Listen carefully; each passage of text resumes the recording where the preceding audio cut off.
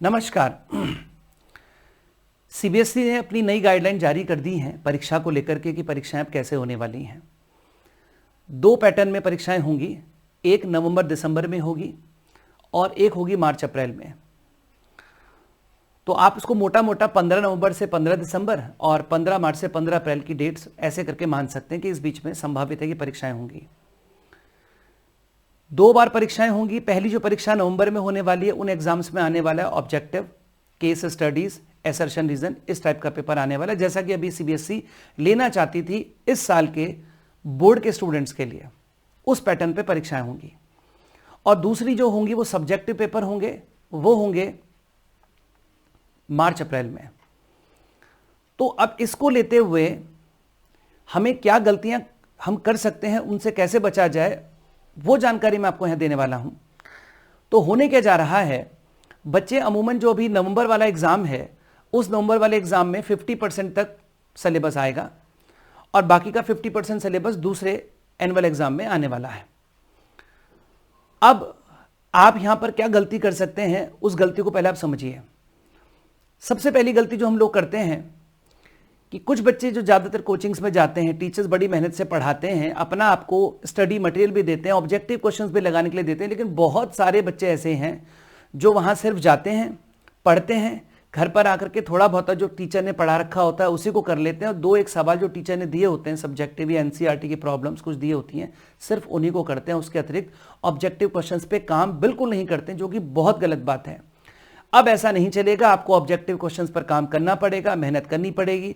और objective questions के cases में क्या होता है कि बच्चे ने अगर पूरा चैप्टर थॉरोली ठीक से पढ़ रखा है तभी आप उसके ऑब्जेक्टिव क्वेश्चंस बनाने की स्थिति में होते हो।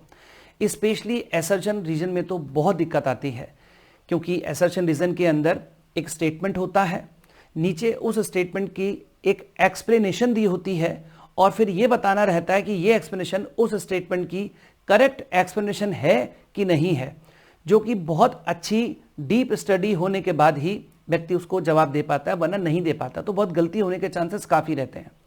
अब कुछ बच्चों के दिमाग में क्या आ रहा होगा, वो सोच रहे होंगे तो ऑब्जेक्टिव हो गया तो बहुत ही बढ़िया हो गया, अब तो मज़ा आ जाएगा, अब तो हम क्लास में जाएंगे और वहाँ पर बैठे बैठे इशारों में पूछ लेंगे पहले का चौथा है क्या, ऐसे करके पूछ लेंगे। ऐसे मन में विचार आ रहे होंगे आप लोगों के ज़रूर। तो आपको ये बता दूं कि संभव नहीं हो पाएगा। उसका कारण यह है क्योंकि इन परीक्षाओं को लेने के लिए इन्विजिलेटर्स होंगी तो आपके स्कूल में ही, लेकिन इन्विजिलेटर्स आपके स्कूल के टीचर्स नहीं होंगे, बाहर के दूसरे स्कूल के टीचर्स इन्विजिलेट करेंगे। ऐसे नकल की संभावना ऑलमोस्ट शून्य है।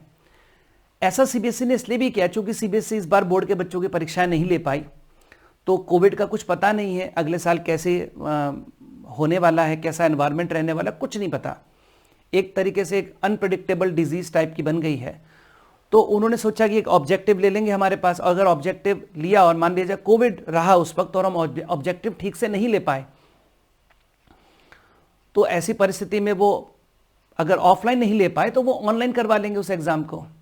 अब आप सोच रहे होंगे अगर ऑनलाइन होगा तो बहुत ही मजा आ जाएगा, तो ऐसा नहीं होने वाला। अगर ये वाला ऑनलाइन हुआ और मार्च वाले को अगर वो ऑफलाइन ले पाए तो इसके ऑनलाइन के वो वेटेज स्वयं कम कर देंगे। अगर ऐसा हुआ कि इस वाले को उनको ऑनलाइन लेना पड़ा और तब तक कोविड की सिचुएशन ठीक नहीं हुई और नेक्स्ट मार्च अप्रैल में अगर ठीक हो गई, तो फिर वो इसकी वेटेज अपने आप घटा करके उसकी वेटेज को ज़्यादा कर देंगे। वो उनके अपने हाथ में, वो कभी भी रूल्स बदल सकते हैं।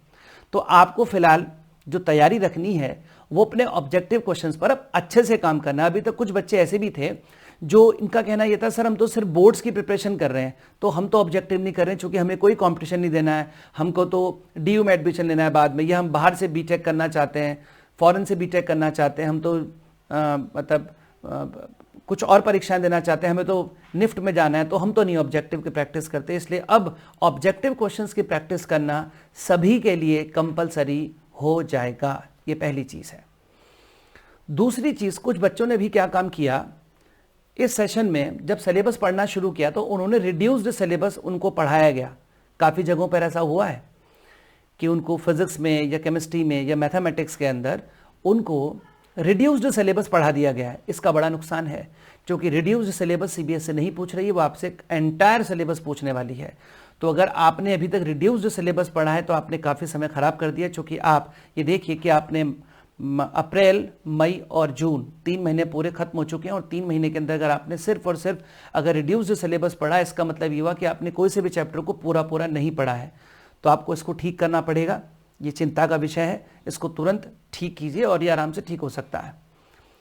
तीसरी गलती जो आपसे बिल्कुल ना हो और इसे काफ़ी लोग करने वाले हैं, आप सोचिए अप्रैल, मई, जून, जुलाई, अगस्त, सितंबर, अक्टूबर, 7 महीने आपको मिल रहे हैं और इसके बाद आपके एग्ज़ाम कंडक्ट हो जाएंगे। उसके बाद फिर जनवरी, फरवरी 2 मंथ और फिर मार्च में आपके फिर एग्ज़ाम आ लेंगे मिड ऑफ मार्च से। तो अगर आप ये सोचेंगे, चूंकि सीबीएसई का कहना है ये कि वो 50% सिलेबस अभी पूछेगी और 50% सिलेबस बाद में पूछेगी, तो आप अगर सोचें कि मैं अभी नवंबर वाले एग्जाम के लिए 50% सिलेबस की तैयारी कर लूँ, ऑन एन एवरेज मान लिया जाए मेरे सिलेबस में 16 चैप्टर हैं, 16, तो आप सोचें कि मैं 8 चैप्टर तो अभी 7 महीने में तैयार कर लूँ और बाकी के बचे हुए 8 चैप्टर मैं नेक्स्ट जनवरी और फरवरी में करूंगा। तो ये बहुत ही गलत प्लान है। इस प्लान को तुरंत ठीक करना होगा, क्योंकि ये वाला स्लॉट बहुत बड़ा है, तो आपको स्लॉट के अंदर ज़्यादा से ज़्यादा चैप्टर कवर करने हैं और हो सके तो अपना एंटायर सिलेबस अगर कर सके, हालांकि इम्प्रैक्टिकल है, एंटायर तो नहीं बोलना चाहिए, फिजिक्स और केमिस्ट्री के अंदर सिलेबस बहुत ज़्यादा रहता है तो नहीं भी पूरा कर पाएगा, लेकिन जो अच्छे स्टूडेंट्स हैं वो तो कर सकते हैं। लेकिन जो स्टूडेंट्स थोड़ा एवरेज हैं या बिलो एवरेज हैं, वो अगर नहीं कर पा रहे हैं तो आप कुछ इस प्रकार से प्लान बनाइए कीजिए। जो 7 महीने हैं इसमें आप लगभग 80% सिलेबस अपना पूरा कर लें, ताकि जनवरी फरवरी जब 2 महीने आपके पास बचेंगे तो उसमें आप 20% सिलेबस को पूरा करें। तो अपने सिलेबस का भी आपको अपना हिसाब किताब अच्छे से बनाना पड़ेगा, वेल प्लान्ड होकर जाना पड़ेगा ताकि बच्चे से स्कोर कर सकें। लेकिन इस पूरे प्रकरण के अंदर एक चीज़ बड़ी बेनिफिट आपको करने वाली है, वो ये कि आपका तो ओवरऑल डेवलपमेंट बहुत अच्छा होने जा रहा है, क्योंकि आप ऑब्जेक्टिव क्वेश्चंस करने जा रहे हैं, उनकी प्रैक्टिस करने जा रहे हैं, डीप स्टडी करनी पड़ जाएगी, एनसीईआरटी की बीच बीच की लाइंस आपको पढ़नी पड़ेंगी, क्योंकि इन बिटवीन द लाइंस बहुत सारे ऑब्जेक्टिव बनाए जा सकते हैं एनसीईआरटी के। तो वो मजबूरन अभी तक होता ही था कि कोचिंग में गए, कोचिंग में टीचर्स ने जो लिखवाया सिर्फ वही पढ़ा और उसके अतिरिक्त एक भी एक्स्ट्रा वर्ड बच्चे नहीं पढ़ते, उससे बाहर आना पड़ेगा।